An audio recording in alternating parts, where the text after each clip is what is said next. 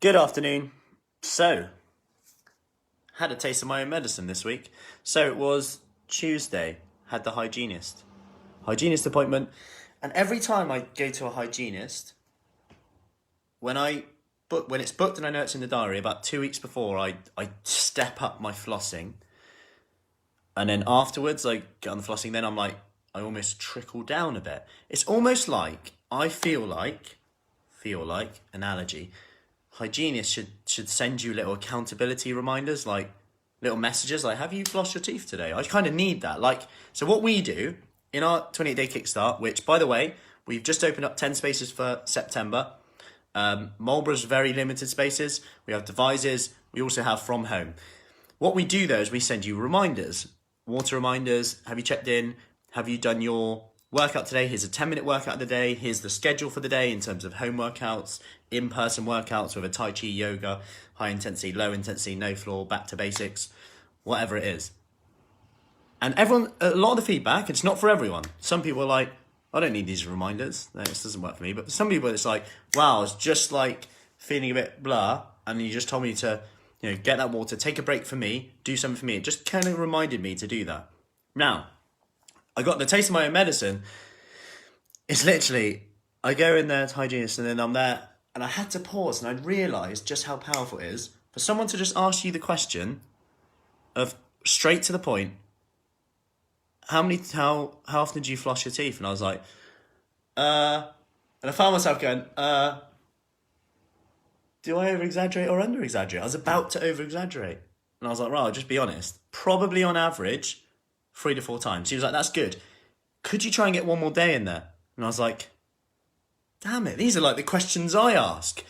And I was like, wow, yes, I could. There's no reason why I can't. I said, the reason why I sometimes don't is because I'm either in a rush or I don't have the floss out on there. So, for example, let's say I chuck it away, then it's not there.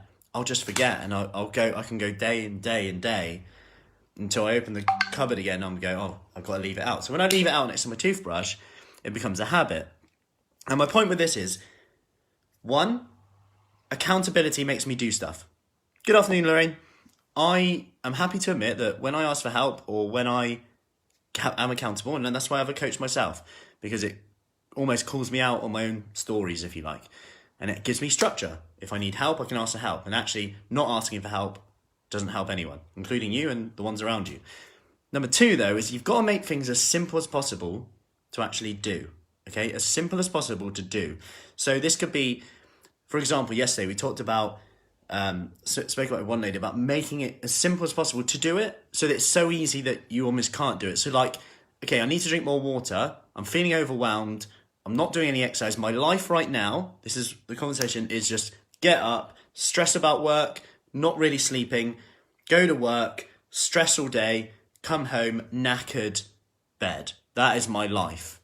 No time for anything. I'm feeling overwhelmed and I'm annoyed, Matt, that I'm doing this, but I'm not really doing it. And I said, you've got to remember that doing it and doing it is sometimes a comparison. You're comparing yourself to what the perfect ideal is rather than accepting where you are now and that all you have to do is make a small step. So this week, we've just decided to say she's going to check in with me every day. She has a glass of water before each meal. It's a really easy way to get your water in, by the way. Every time I eat, I'm going to have a glass of water before. Take it off. She's going to send me every time she does that. Then, 2, she does 20 squats a day.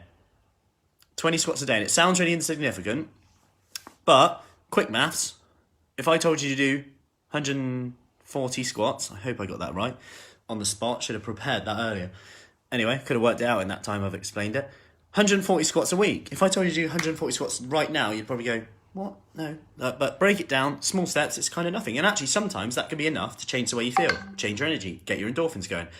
And based on the research, if you look at insulin sensitivity, which is a good kind of indicator of, or one of, type 2 diabetes, for example, they find that people who sit down a lot all the day and don't move tend to have insulin resistance, which isn't good. It's like I said, precursor to, or a signal, if you like, for type 2 diabetes to occur.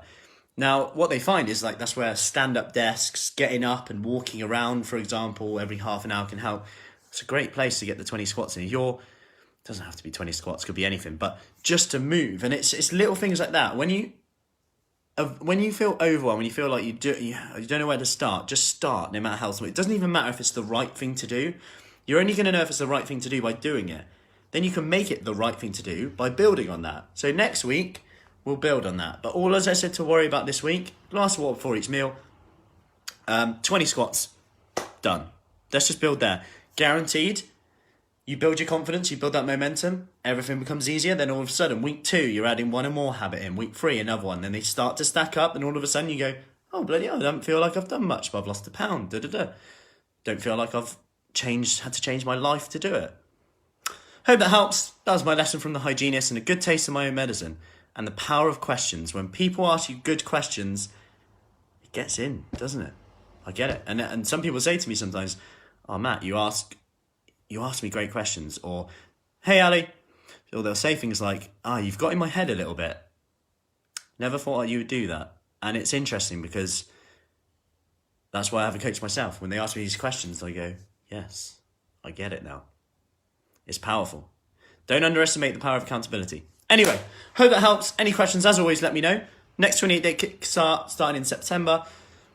Let me know if you want any more details. Have a good afternoon. Stay dry, eat your protein, drink your water, and do your 20 squats. Let me know what's done.